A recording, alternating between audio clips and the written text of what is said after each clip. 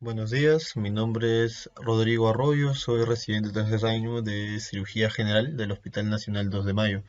El día de hoy vamos a hablar sobre lo que es mordida de perro, ¿no? Que es un problema bastante frecuente, que es un problema que todos estamos pues con riesgo de sufrir si es que convivimos con esos animales que están frecuentes en todo nuestro país, ¿no? Y hay que saber lo importante acerca del manejo inicial de esto, ¿no? Entonces, para iniciar, tenemos que de todas las mordidas animales, el 90% es provocado por un perrito, ya que el perro es el animal más frecuente que vive en nuestras casas. Y de eso tenemos que tener en cuenta que los más afectados son nuestros niños entre 5 a 9 años, que son los que tienen mayor riesgo de justamente sufrir una agresión por estos animalitos, sea por distintos motivos.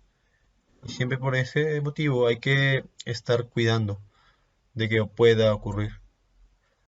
Ahora, que es importante saber que en el caso de los niños, la zona más afectada siempre va a ser o la cabeza o el cuello, mientras que en el caso de nuestros adolescentes, generalmente el daño ocurre a nivel del miembro superior, o sea, la mano o el brazo, pero del dominante. La mayoría de nosotros somos diestros y por ende generalmente la extremidad derecha es la que más se suele afectar. Ujú. Bueno, riesgo de infección. Estas heridas son heridas que de por sí ya son sucias, son heridas que están provocadas por un agente pues que no es, que no, que está contaminado, pero que además hay algunas condiciones que hacen que nosotros tengamos más riesgo de que esta herida, además de tenerla, se vaya a infectar o sobreinfectar. Una de ellas tenemos las defensas bajas. Tener una enfermedad que nos disminuye la defensa de manera crónica es un factor de riesgo, por ejemplo, tener diabetes, ¿no? O alguna otra enfermedad. Esto lleva a que nuestras defensas estén bajas por la misma enfermedad, más la mordida de perro se puede infectar. Que la herida se produzca en la mano o en el pie, que son lugares pues que son de alto uso, que están en alto contacto con agentes infecciosos, puede llevar a que haya mayor infección.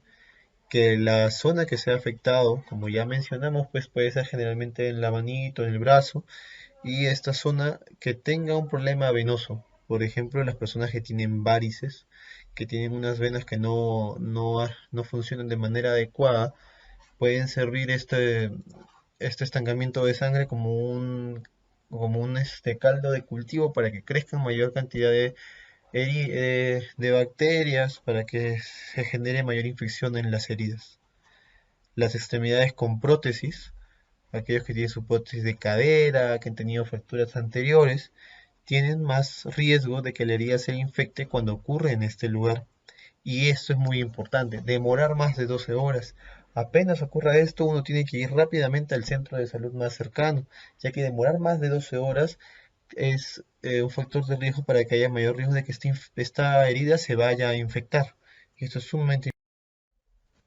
Entonces, ¿qué es lo que debemos hacer? Y esto es lo que más claro debe quedar, es siempre acudir al centro de salud más cercano lo más rápido posible. No es que voy a esperar a una persona, no es que vamos a ver cómo va la herida, sino que lo ideal es que siempre un personal de salud eh, pueda ver la lesión y pueda tratarla desde el inicio.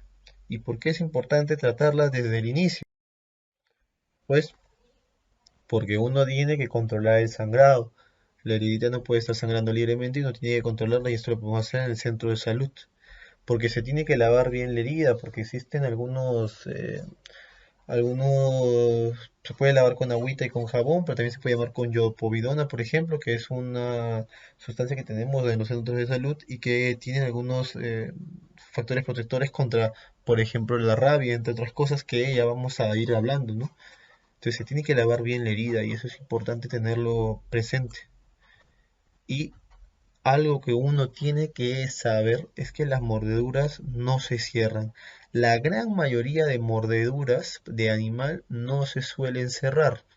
Entonces cuando uno va a un centro de salud, uno espera que lo limpien, uno espera que lo laven, que le controlen el sangrado, como ya estamos señalando, pero también esperan que le cierren la heridita. Y salvo por algunas indicaciones bastante puntuales, las heridas suelen dejarse que cierren solas. Y eso es algo que nosotros tenemos que tener presente. Entonces, cuando llegamos a nuestro familiar por una mordedura de animal, hay que tener en cuenta que puede que la herida continúe abierta. Y esto no significa que lo estén tratando mal, sino que se está siguiendo justamente las indicaciones que ya están planteadas, ¿no? ¿Y por qué no se cierra? Porque es una herida que muy probablemente esté infectada o se vaya a infectar y por tal motivo cerrarla va a hacer generar un mayor ambiente propicio para que crezcan mayores bacterias y se empeore esta probable infección o infección que ya está establecida. Listo. ¿Y qué es lo que siempre se debe hacer? Y este es un punto muy importante, es que siempre se debe prevenir el tétanos y la rabia. Estas son dos enfermedades que siempre uno tiene que tener en cuenta cuando hablamos de una herida infectada y la rabia cuando hablamos de una herida por animal. El tétano requiere de mínimo 3 vacunas a lo largo de la vida y por ende, salvo que uno tenga estas tres, tiene pues que al estar en contacto con un elemento contaminado y sufrir un corte con este, siempre pensar en la enfermedad y ver si es que requiere una nueva dosis de la toxina para prevenir el tétano y que se coloca en nuestros centros de salud. Y la rabia. Cuando tenemos un perrito que tiene riesgo, cuando sufrimos una mordedura por animal, tenemos que ver si este perrito primero es conocido o no es conocido, y por ende, si es conocido, si tenemos la posibilidad de poder tenerlo en cuarentena.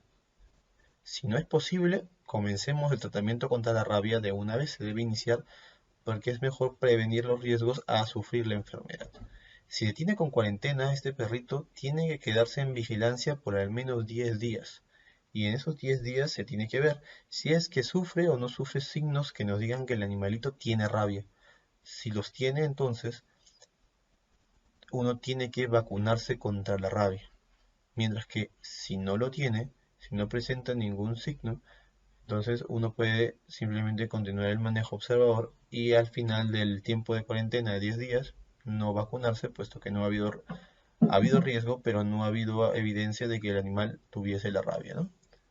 Estos son entonces los pasos que uno debe seguir cuando ocurre una mordida de perro y que siempre que deben tener en cuenta eh, que uno no puede tratarla solo en casa, sino que tiene que acudir rápidamente al centro de salud para justamente prevenir estas enfermedades que están acá en la pantalla y también pues para ser tratados de una manera adecuada, ¿no? Con buena lavada de herida y un buen control del sangrado, ¿no? Todo en búsqueda de tener el mejor control para nuestros seres queridos y para aquellos que han sufrido justamente de la mordida de uno de estos animales que es una patología muy frecuente. Muchas gracias.